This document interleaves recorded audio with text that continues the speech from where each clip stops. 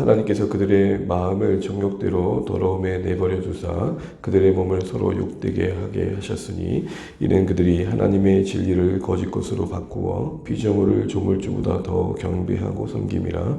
주는 곧 영원히 찬송하실 이시로다. 하매 이 때문에 하나님께서 그들을 부끄러운 욕심에 내버려 두셨으니 곧 그들의 여자들도 순리대로 쓸 것을 바꾸어 영리로 쓰며 그와 같이 남자들도 순리대로 여자 쓰기를 버리고 서로 향하여 음욕이 불릴 듯하매 남자가 남자와 더불어 부끄러운 일을 행하여 그들의 그릇 때문에 상당한 보응을 그들 자신이 받았느니라. 또한 그들이 마음에 하나님 두기를 싫어하매 하나님께서 그들을 그 상실한 마음대로 내버려 두사 합당하지 못한 일을 하게 하셨으니 곧 모든 불의, 추악, 탐욕, 악의가 가득한 자요 시기, 살인, 분쟁, 사기, 악독이 가득한 자요 수근수근하는 자요 비방하는 자요 하나님께서 미워하시는 자요 능욕하는 자요 교만한 자요 자랑하는 자요 악을 도모하는 자요 부모를 거역하는 자요 우매한 자요 배악한 자요 무정한 자요 무자비한 자라. 그들이 이 같은 일을 행하는 자는 사형에 해당한다고 하나님께서 정하심을 알고도 자기들만 행할 뿐 아니라 또한 그러한 일을 행한 자들을 옳다 하느니라. 아멘. 인사드리겠습니다. 하나님 많이 받으십시오. 함께 기도하며 감사합니다. 고맙습니다. 우리가 계속해서 로마서 말씀을 살피는 중에 있습니다. 로마서의 서론과 결론을 제외한 상당히 많은 부분은 복음에 대한 논리적인 설명을 담고 있습니다. 그래서 로마서의 복음을 그 별명에서 이렇게 말하기도 한다고 말씀드렸죠. 복음의 ABC다. 그만큼 우리가 기독교가 말하는 복음이 무엇인지를 체계적으로 잘 설명해주고 있습니다. 그런데 그 시작이, 그 복음의 본 메시지를 말하는 시작이 어제 발표한 것처럼 18절에 보게 되면 하나님의 진노가 언급되어 있다는 사실입니다. 복음이라 하면 좋은 소식 아닙니까? 예수님을 통해서 하나님께서 우리를 구원하시고자 하는 기쁨 소식 아닙니까? 그런데 이 기쁨의 소식을 먼저 시작하기에 앞서서 바울은 하나님의 진노를 말합니다. 이것은 처방에 앞서 진단이 선행되는 것과 같은 논리일 것입니다. 어떤 처방을 할 때는 정확한 진단이 필요하고 그 진단에 적합한 처방이 뒤따르는 것이 그 치료를 위한 적절한 과정일 것입니다. 마찬가지로 우리의 인생과 이 땅을 바라볼 때 어떻게 평가하느냐는 그 평가에 따라서 세상을 바라보는 관점과 세상을 대하는 시선은 달라질 것입니다. 우리가 지금 18절부터 우리가 계속해서 이제 읽어가는 모습 중에 죄에 대한 이야기가 상당히 많이 나오고 거기에 대한 하나님의 진노, 공의로운 심판에 대한 얘기가 참 많이 나올 텐데요. 이 관점을 놓치지 않았으면 좋겠습니다. 그것은 다른 것이 아니라 이런 하나님의 진노가 임할 수밖에 없는 현실들을 바울이 계속해서 나열하는 이유의 그 목적은 결국은 복음이 우리에게 필요하다는 것입니다. 하나님의 은혜와 긍휼이 필요하다는 것이죠. 세상의 죄를 쫙 나열하면서 세상을 정죄하고 세상을 질타하는 것이 목적이 아니라는 것입니다. 그래서 바울이 이런 죄에 대한 목록을 쭉 나열하는 과정 속에 계속해서 논지를 놓치지 않고 있는 건 뭐냐면 하나님의 떠남의 결과이다. 하나님의 등짐의 결과이다. 여러분 한번 생각해 보십시오. 강렬한 태양을 우리가 등집니다. 그럼 우리 앞에 짙게 깔린 건 그림자입니다. 태양을 등진 우리의 인생 앞엔 그림자가 짙게 깔릴 수밖에 없는 것이죠. 바울이 지금 그 얘기를 강조하고 있는 것입니다. 우리가 그러면서 그 어떻게 보면 논지의 논조라고 해야 될까요? 그 어떤 명제와 같은 문장이 18절에 이렇게 나왔던 겁니다. 하나님의 진노가 하늘로부터 나타난다니 주권자 되신 하나님으로부터 임하게 되었는데 그것은 불의를 질러 막는 사람들이고 결국 그것은 곧 경건치 않음과 불의에 대한 심판이다라고 말합니다. 이 18절의 경건치 않음이란 말은 하나님과의 관계의 문제를 말하죠. 그 결과가 불의, 곧 서로와 서로의 관계에 무너짐으로 이어졌다. 이게 지금 계속 바울이 말하는 논지입니다. 오늘도 보게 되면 그렇습니다. 24절을 보시죠. 그러므로 하나님께서 그들을 마음의 정욕대로 더러움에 내버려 두사 그들의 몸을 서로 욕되게 하셨으니 25절에 보면 이는 그들이 하나님의 진리를 거짓 것으로 바꾸어 피조물을 조물주보다 더 경배합니다. 그러니까 하나님 아닌 다른 것을 섬김의 결과가 이런 마음의 정욕대로 살아가게 되는 삶에 서로를 욕되게 하는 결과를 만들었다는 것이죠. 24절에 그러므로도 사실은 앞에 하나님을 알되 하나님을 영화롭게도 하지 않고 감사하지 않는, 그러니까 하나님을 온전히 예배하지 않는 모습을 언급하고 있습니다. 하나님을 예배하지 않음, 그리고 이는 이하에 언급된 것도 하나님 우상을 섬김. 이 모든 것들은 다 하나님과의 관계의 무너짐이죠. 그거에 둘러싸여 있는 현실이 뭐냐? 정욕대로 사는 삶이다. 지금 이 이야기를 계속하고 있는 것입니다. 26절도 볼까요? 우리 26절 같이 한번 보겠습니다. 시작. 이 때문에 하나님께서 그들을 부끄러운 욕심에 내버려 두셨으니 곧 그들의 여자들도 순위대로 쓸 것을 마구어 영리로쓰며 26절 앞에를 보십시오. 이 때문에가 뭡니까? 바로 25절 내용 아닙니까? 그러니까 계속 바울은 연결고리처럼 뭘 놓치고 있지 않냐면 하나님 앞에서 경건하지 않은 인생들, 곧 하나님과의 관계가 무너진 사람들의 본질적인 문제를 계속해서 다루고 있다는 것입니다. 그로 인해서 사람들이 이러한 죄의 현실을 처하게 되었다는 겁니다. 28절도 볼까요? 28절 같이 한번 읽겠습니다. 시작. 또한 그들이 마음에 하나님 두기를 싫어하매 하나님께서 그들을 그 상실한 마음대로 모아서 내버려 두사. 여러분 결국 하나님을 마음으로 또 밀어낸 결과가 뭐냐? 죄가 그들 삶가에 훅 들어오게 되었다는 것입니다. 그리고 그 결과가 뭡니까? 합당치 못한 모든 결과가 29절부터 32절까지 쭉 나열되어 있는 것이죠. 하나님께서 예수 그리스도 안에서 우리를 되찾고자 하시는 목적하는 바가 이 죄의 나열 속에서도 함께 언급되어 있는 것입니다. 하나님을 떠난 인생의 불행이 뭡니까? 스스로 보단할 수 없는 죄의 허덕임 속에 거하게 된다는 것입니다. 말은 자유라고 말하고 말은 기쁨이라고 말하고 있지만 사실은 공허함의 몸부림인 것이죠. 더 공허해지지 않기 위한 더 죄를 짓는 방향으로 가는 게 인생이라는 것입니다. 그래서 바울이 이런 논조를 쭉 보다 보면은 결국 복음이 우리에게 말하는 것은 우리의 행위의 개선 이전에 우리의 행위를 온전케 하시는 하나님과의 관계의 개선임을 말하게 됩니다. 특별히 여러분 이 1장 18절의 명제 이후에 19절부터 우리가 방금 읽은 32절의 내용 그리고 우리가 2장 1절부터 3장 8절까지는 사실은 조금은 구별되는 내용입니다. 우리가 3장 9절을 잠깐 볼까요? 3장 9절입니다. 잠깐 뒤로 넘겨서 3장 9절 같이 한번 읽어보겠습니다. 그러면 어떠하냐? 우리는 나으냐? 결코 아니라 유대인이나 헬라인이나 다 제 아래 있다고 우리가 이미 선언하였느니라. 하나님을 떠난 불경건함, 그로 인한 모든 불의를 시작으로 해서 9절을 보게 되면 헬라인이나 유대인이나 모두가 다 죄인이다라는 얘기를 하고 있습니다. 그래서 헬라인에 대한 이야기, 곧 이방인에 대한 이야기가 1장 19절부터 32절까지 다루고 있고 유대인에 대한 이야기가 2장에서부터 3장 8절까지 다루어지고 있는 겁니다. 먼저 우리가 지금 읽고 쭉 내용들은 물론 모든 사람들에게 적용될 만한 죄의 모습들이지만 초점은 어디가 있느냐? 이방인들에게 가 있는 것이죠. 그들의 입장에서 이런 하나님과의 관계에 지적을 할 때 억울할 건 뭐겠습니까? 우리가 언제부터 하나님을 알았다고? 바울의 논리대로 말하면 우리가 하나님을 떠났다는 건데 우리가 언제부터 하나님을 알았다고? 유대인들은 이런 지적을 할 때 하나님에 대한 이야기를 이미 알고 있는 그들의 입장에서는 들을 만한 내용이었지만 이방인들의 입장에서는 들을 만한 내용이 아니었던 거죠. 그래서 바울이 앞에 뭘 얘기했던 겁니까? 19절에 얘기를 했던 겁니다. 우리 기억을 좀 더듬는 차원에서 19절, 20절을 같이 한번 읽어보겠습니다. 시작. 이는 하나님을 알만한 것이 그들 속에 보임이라. 하나님께서 이를 그들에게 보이셨느니라. 창세로부터 그의 보이지 아니하는 것들, 곧 그의 영원하신 능력과 신성이 그가 만드신 만물에 분명히 보여 알려졌나니 그러므로 그들이 핑계하지 못할지니라. 너희들이 하나님을 떠난 죄로 인해서 하나님을 떠난 결과로 이렇게 불행하게 되었다고 내내 말하는 것에 대해서 동의하지 못하고 못 받아들이고 있는데 하나님이 이미 너희에게 하나님 그 자신을 알려주셨다. 먼저 그들 안에서부터 그들 속에서부터 하나님을 보여주셨다는 거죠. 거부한 건 너희라는 겁니다. 그러니까 핑계할 수 없다는 것입니다. 거부했던 내용이 뭡니까? 하나님은 우리 양심을 통해 하나님의 존재를 드러내 주십니다. 사람들이 말은 하지 않아서 그렇지 죽음 너머의 신의 존재 앞에서 자신의 행함을 심판받게 될 것에 대한 두려움이 있습니까? 없습니까? 있습니다. 그러니까 끝자락에 종교를 찾고 뭔가 착한 일을 해보려는 거 아닙니까?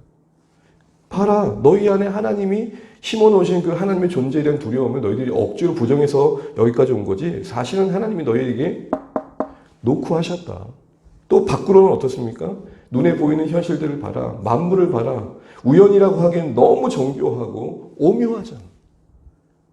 어떻게 우연히 이렇게 됐다고 말하기에는 이 질서가 너무 오묘하지 않냐?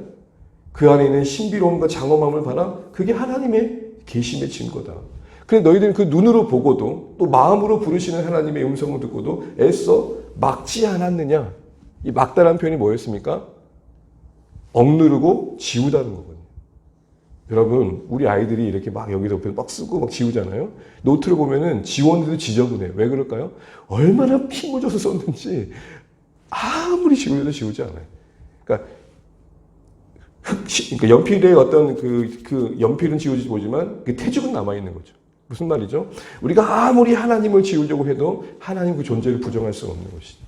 바로 그런 얘기를 하면서 이방인들에게는 지금 하나님을 아예 애초부터 몰랐다고 말하는 그들에게는 변명할 수 없는 여지를 말하면서 내내 지적하는 게 뭡니까? 이 때문에 너희가 하나님을 마음으로부터 밀어냈기, 하나님을 싫어했기 때문에 이런 비참한 결과에 처했고 여기에 대한 합당한 보응을 받게 된 것이다 라고 지금 바울이 논지를 펼치고 있는 것이죠.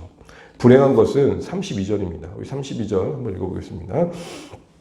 함께 있습니다. 그들이 이 같은 일을 행하는 자는 사형에 행한다고 하나님께서 정하신 것을 알고도 자기들만 행할 뿐 아니라 또한 그런 일을 행한 자를 옳다 하느니라. 여러분 32절 느낌을 보면서 어떤 느낌이 드십니까?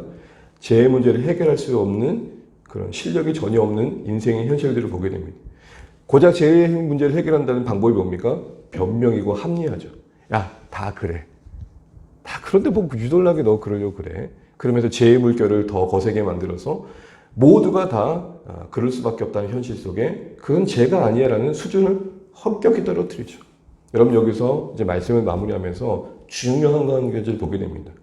하나님을 등지고 하나님을 떠난 그곳에 죄의 물결이 휩싸여 들어옵니다. 그리고 그 현실은 하나님이 만드신 질서를 어그러뜨리고 그리고 그 수준을 낮추는 쪽으로 갈 수밖에 없다는 것입니다. 오늘날 윤리적 도덕적 가치가 이전에 비하면 상당히 현격하게 낮아진 것을 우리는 너무나 잘 알고 있습니다. 한마디로 하나님이 부재한 그곳은 죄는 거침없이 다듬박질하는 자동차와 같게 된다는 것입니다. 하나님을 떠날수록 죄에 대한 우리의 본능은 더 가속화되어집니다. 악화되어집니다. 마치 브레이크가 고장난 자동차처럼 내리막길을 달리는 자동차가 브레이크가 고장났을 때 그 가속도가 더해져 더 심각한 결과를 만들 수밖에 없는 것처럼 말이죠. 여러분 오늘날 보십시오. 이전보다 더 선한 가치들이 얼마나 많이 무너졌습니까? 그래서 여러분 오늘 본문에 쭉 보다 보면은 반복되는 표현 하나가 있습니다. 바꾸다라는 것입니다. 25절에 보게 되면 거짓 것으로 바꾸고 26절에 보면은 순리를 바꾸고 바꾼다는 건 무슨 말이죠? 하나님께서 원래 만드신 질서를 깨트린다는 겁니다. 그게 변화가 되면 좋은데 변화가 아니라 변질이 되고 있는 것이죠. 예를 들어서 오늘 나온 게 뭡니까? 남녀 간의 사랑도 합당하지 않은 방향으로 가고 있다는 것입니다.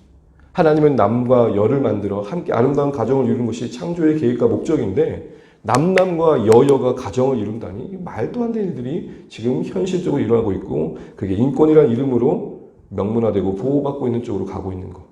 사람들은 그게 고상하다고 말하지만 하나님이 지으신 창조의 질서의 수준에서는 절대 미치지 못하는 현격히 낮아진 수준으로 가고 있다는 것입니다. 문제는 이게 뭐냐? 하나님을 부정할수록 그 속도가 가속화되고 있다는 것입니다. 여러분 이러한 이야기들이 이러한 부도덕한 현실들이 여러분 우리에게 주시는 교훈이 뭘까요? 신자는 우리에게 일단 받아들일 교훈은 뭡니까? 하나님께서 우리에게 은혜로 예수 그리스도 안에서 우리를 되찾고자 하신 삶의 목적하시는 바가 단순히 죄를 짓지 않는 데 있지 않고 결국 하나님과의 관계의 개선에 가장 우선된 목적이 있음을 알게 됩니다. 왜요? 그래야 온전해질 수 있기 때문이죠. 그래서 바울은 계속해서 하나님을 떠남의 결과로 죄를 지었다 말하는 겁니다. 지금 바울이 죄에 대한 지적을 하면서 특별히 이방인에 대한 죄를 지적하면서 논지는 뭐냐? 너희가 죄를 지었다가 아니라 하나님을 떠나서 이렇게 되었다라는 것입니다. 그러면 이 이야기가 신자된 우리에게는 어떻게 적용될까요? 구원받은 우리도 은혜로 구원받은 이후에 하나님을 멀리하면 죄에 대해서 무력해질 수밖에 없다는 사실을 인정해야 한다는 것입니다. 하나님과 가까워져야 죄를 멀리할 수 있는 실력과 능력이 주어진다는 것이죠. 죄를 멀리하기 위해 죄와 싸워야 될 것이 우리의 싸움이 아니라 죄와 싸울 수 있는 실력을 하나님으로부터 공급받아야 된다는 겁니다. 미움과 싸우기 위해서 내가 미워하지 말아야지가 아니라 그 미움을 밀어낼 수 있는 하나님의 사랑이 부어져야 한다는 것이죠. 바로 이 이야기를 바울이 하고 있는 겁니다. 죄를 미워해야 된다가 아니라 하나님을 더 사랑해야 된다. 그 논지를 강조하고 있는 것이죠. 그럼 여러분 이런 생각이 듭니다. 우리는 예배를 드리고 있고 나름 말씀을 가까이 하고 있습니다. 그럼 이 말씀대로 뭐냐면 우리 하나님을 가까이 하려고 노력을 하는데 왜 우리 삶 가운데 능력이 나타날 때가 많은가?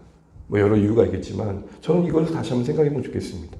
하나님과의 가까이하는 관계를 점검해 보시되 그런 시도를 하고 있음에도 불구하고 하나님과의 관계 속에서 누리는 이런 은혜들을 누리고 있지 못하면 혹여나 우리는 성경에는 밑줄을 긋고 있지만 삶에는 밑줄을 긋지 않으면 아닌가라는 것입니다.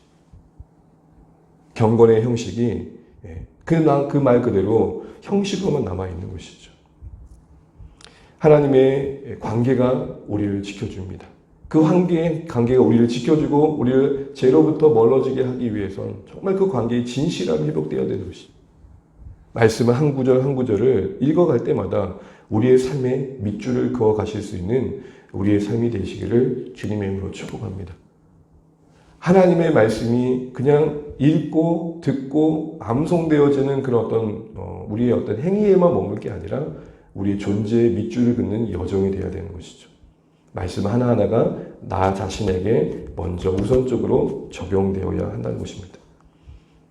하나님의 말씀이 우리 마음의 자리를 다스려가고 그래서 정말로 하나님의 통치가 우리 가운데 임함으로 말미암아 하나님께서 기뻐하시는 삶을 살아갈 수 있는 능력을 공급받으면서 이런 죄의 열매로부터 우리가 멀어질 수 있는 은혜가 있길 바랍니다. 알고도 죄의 물결을 거스릴 수 없는 게 우리의 현실입니다. 이 말이 무슨 말입니까? 우리는 은혜가 절실합니다. 오늘 하루도 각오한 대로 다짐한 대로 살아낼 수 없는 게 우리입니다. 그래서 주기도문에 이렇게 기도하는 거 아닙니까? 하나님의 뜻이 하늘에서와 같이 땅에서도 이루어지길 원합니다. 하늘과 땅을 구별짓는 이유가 뭐죠? 하나님의 임재로 가득한 하늘에서는 저항도 없고 불순종도 없고 즉각적인 순종은 있지만 이 땅은 끝없이 하나님 뜻을 저항한단 말입니다. 세상만 그런 게 아니라 우리가 그렇잖아요. 그래서 나온 말이 이런 말 아닙니까? 우리 스스로 하나님 굳이 내가 왜요? 왜 내가 먼저 순종해야 되는데요? 이런 꺾이지 않는 마음을 하나님과 관계에서 먼저 꺾어내는 게 이 로마서 1장에 말하고 있는 죄로부터 멀어질 수 있는 시작이라는 것입니다. 알고도 그 아는 심판의 두려움대로 행하지 못하는 게 우리 힘을 고발합니다. 다시 말해 은혜가 절실한 우리를 말합니다. 바라고 원하는 것은 우리가 말씀의 지배를 따라 사는 인생 되시길 바랍니다. 이를 위해 말씀을 가까이 하시되 그것이 여러분의 삶의 밑줄을 긋는 과정이 되시길 바랍니다. 그래서 하나님과의 가까이함이 나를 죄로부터 더 멀리하는 유익들을 실제적으로 누려갈 수 있는 우리가 되시길 바랍니다. 잊지 마십시오. 하나님을 떠날수록 죄와 악에 대한 우리의 반응은 더 가속화되어진다. 우리를 붙들어줄 수 있는 것은 오직 하나님의 은혜와 말씀뿐이다. 이것을 잊지 않고 하나님을 떠나 스스로 의의 기준을 정하나 그것조차도 하나님의 높은 수준에 비하면 미치지도 못하는 정말로 악한 방향으로 점점 흘러가는 이 세상의 현실 속에 신자로서 우리도 그 물결에 휩쓸리지 않기 위해 우리가 하나님의 은혜에 더 가까이 해야 될 것을 각오하고 다짐하는 오늘의 말씀이시기를 바랍니다. 다시 말씀드립니다. 성경을 읽되 삶의 밑줄을 긋는 우리의 하루하루 되시기를 주님 이름으로 축복합니다. 찬양하겠습니다. 찬송가 199장 찬양 드리겠습니다. 찬송가 199장입니다.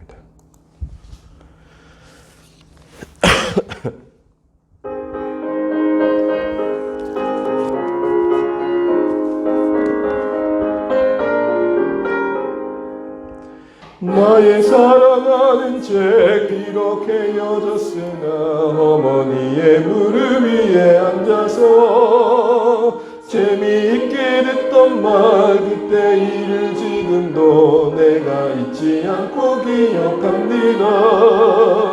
귀하고 귀하다 우리 어머니가 들려주시던 재미있게 듣던 말이 책 중에 있으니 이 성경 심히 사랑합니다.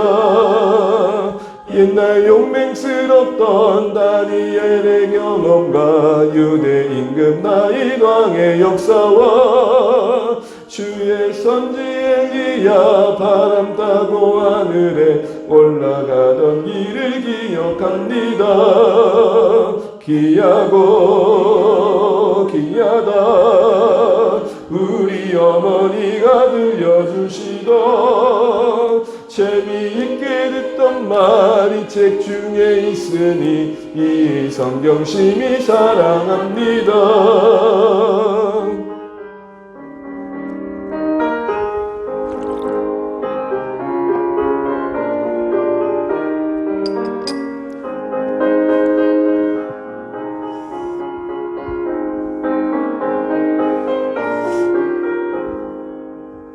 예수 세상 계실 때 많은 고난 당하고 십자가에 달려 죽임 당하니 어머니가 읽으며 눈물 많이 흘린 것 지금까지 내가 기억합니다. 귀하고 귀하다 우리 어머니가 들려주시던 재미있게 듣던 말이 책 중에 있으니 이 성경 심히 사랑합니다. 그때 일은 지나고 나의 눈에 하나오 어머니의 말씀 기억하면서 나도 시시때때로 주의 말씀 읽으며 주의 뜻을 따라 살려 합니다. 귀하고 귀하다 우리 어머니가 들려주시던 재미있게 듣던 말이 책 중에 있으니 이 성경 심히 사랑합니다. 아멘. 오늘 주신 말씀 기억하면서 우리 함께 기도하면 좋겠습니다. 하나님 은혜를 감사합니다. 오늘도 로마서의 복음을 통해서 우리 자신을 먼저 비춰보게 해주신 것을 감사합니다. 하나님을 떠난 결과로 우리의 삶의 현실에 찾아온 죄의 모습을 지적하면서 바울은 우리의 하나님과 관계를 가장 우선적으로 돌아보기를 권면하고 있습니다. 하나님, 우리가 하나님과 관계를 다시 한번 점검해 보길 원합니다. 성경을 읽고 있고 듣고 있고 마음에 새기고 있지만 그 성경의 구절이 우리의 삶에 밑줄을 그어가는 쪽으로 가고 있는지 돌아보게 됩니다. 찬양의 고백처럼 이 성경을 심히 사랑하고 그 성경 앞에 눈물 흘렸던 옛 어른들, 믿음의 선배들, 믿음의 동료들의 모습을 함께 보면서 도전받고 우리도 삶에서 말씀을 경험해가길 소원합니다. 그래서 죄를 멀리할 수 있는 실력을 우리에게 허락해 주시고 이 땅의 죄의 물결이 휩쓸리지 않도록 우리에게 은혜를 달라고 기도하시면 좋겠습니다. 우리는 알면서도 행할 수 없는 정말 하나님 은혜가 절실한 자임을 고백합니다. 하나님 우리를 불쌍히 여겨주십시오. 기도하시면 좋겠습니다. 우리 주 안의 모든 공동체에 사랑하는 가족들이 각자의 삶의 형편 속에 합당하게 하나님과의 관계를 회복해 갈 수 있도록 기도해 주십시오. 우리 안에 정말 하나님 복음의 역사하길 소원합니다.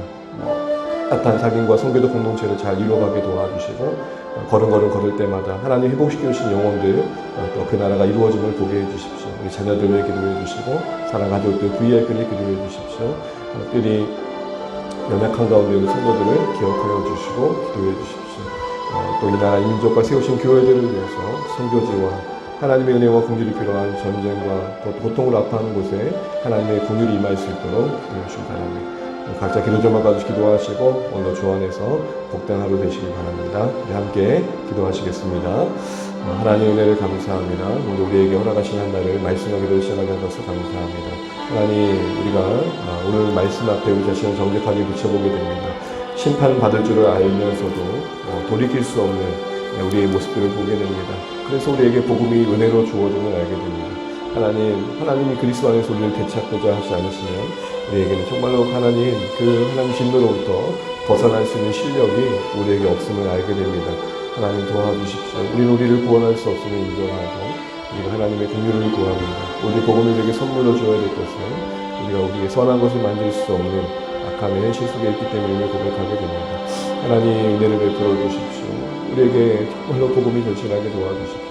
하나님과의 관계를 회복시키는 그리스도의 은혜가 우리에게 임하게 하여 주십시오. 하나님 긍휼을 베풀어 주시기 원합니다. 하나님 도와주시기 원합니다.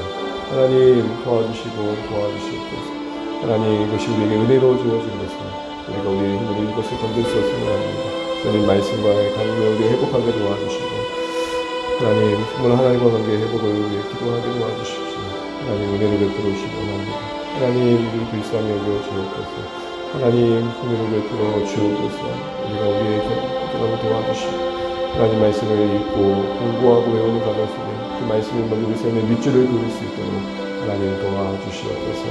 하나님 오늘 우리가 한 해가 우리 다시 한번 돌아보게 도와주시고 하나님 우리 안에 거할 수 있도록 인도하여 주시옵소서. 하나님 도와주시옵소서. 하나님 긍휼을 베풀어 주시옵소서. 하나님 떠나지 않게 하여 주시옵소서.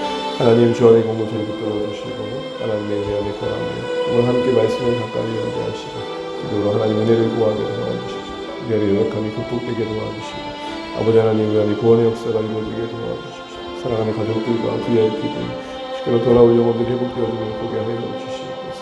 하나님 말씀을 우리 새롭게 알고 보게 하여 주십시오. 하나님 은혜 안에 우리가 거하게 하여 주시옵소서. 주님 우리를 불쌍히 여겨 주옵소서. 일상의 비단에서 우리의 일상에 하나님의 상임이 연장선이 되게 하여 주옵소서. 주님 도우시옵소서.